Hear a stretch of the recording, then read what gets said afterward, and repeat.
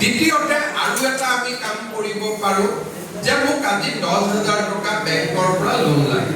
আপোনালোকে 10,000 টকা বেংকৰ পৰা লোন ললে আৰু আমি বেংকক কম লোনটো বাইদেউজনে নিজে ঘূৰাই নিদিয়ে, অৰুণোদয়ৰ পৰা 500 টকা কাটি থাকো। তাৰ মানে 10,000 টকা লোন পালে 500 টকা অৰুণোদয়ৰ পৰা কাটি থাকিলে আৰু আপোনালোকে 10,000 টকা নিজৰ যি কামত লাগে তাক আপোনালোকে ব্যৱহাৰ কৰিব পাৰিব। তাৰ মানে অৰুণোদয়ৰ টকা আগতীয়াকৈ লোৱা বা অৰুণোদয়টো বেংকক মৰ্টগেজ দি বেংকৰ পৰা লোন লোৱা, যেনেকৈ চাকৰিয়াল বিলাকে লোন লয় আৰু দৰমহাৰ পৰা কাটি কাটি গৈ থাকে, তেনেকৈ অৰুণোদয়টোকো আমি এটা পৰ্যায়লৈকে লৈ যাব খুজিছো যে অৰুণোদয় টকাটো বেংকে কাটি থাকিব অকণমান টকা ইনষ্টলমেণ্টত আৰু আপোনালোকে তাক এটা লোন ল'ব পাৰিলে বেংকৰ পৰা। তেনেকৈ লোন লোৱা আৰু এডভান্স লোৱা, এই দুইটা আঁচনিও আমি অৰুণোদয়ত সন্নিৱিষ্ট কৰিম লাহেকৈ।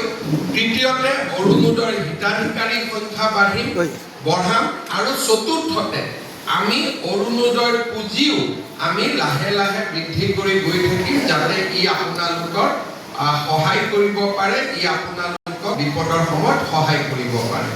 আজি আমাৰ সমাজত মই বহুত মানুহক দেখো যে মানুহৰ যেতিয়া কিবা কাৰণত বেলেগ কিবা ঘটনা ঘটি থাকে, মানুহে খালি অৰুণোদয়ক গালি দিয়ে, চৰকাৰে ইমান এইটো কৰিব পৰা নাই, অৰুণোদয়ত কিন্তু টকা দি আছে।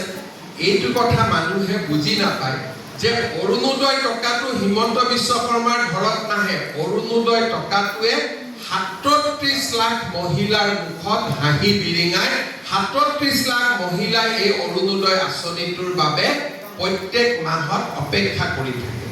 যিসকলে অৰুণোদয় গালি পাৰি থাকে, ইতিমধ্যে তেওঁলোকে প্ৰমাণ পাইছে যে অৰুণোদয় গালি পাৰিলে কিমান বিপদ হ'ব পাৰে।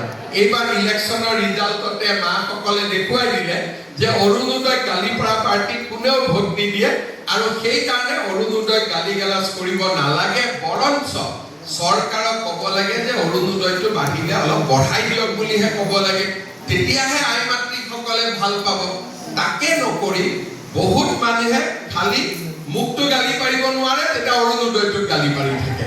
এই কথাটো মই মানুহক অনুৰোধ কৰিম যিসকলে অৰুণোদয়ক বেয়া পায়, অৰুণোদয়ে কিমান মানুহৰ জীৱনলৈ পৰিৱৰ্তন আনিব পাৰে, কিমান মহিলাই অৰুণোদয়টোৰ কাৰণে ঘৰত সন্মান পাইছে, কিমান মহিলাই অৰুণোদয়ৰ কাৰণে ঘৰত সন্মানেৰে আজি ঘৰটোৰ বা ঘৰখনৰ সমৃদ্ধিৰ কাৰণে বা ঘৰখন আগুৱাই যাবৰ কাৰণে বৰঙণি যোগাব পাৰিছে, তাক অৰুণোদয় মহিলাসকলৰ লগত কথা নাপাতালৈকে ইয়াক বুজি পাব পৰা নাযায়।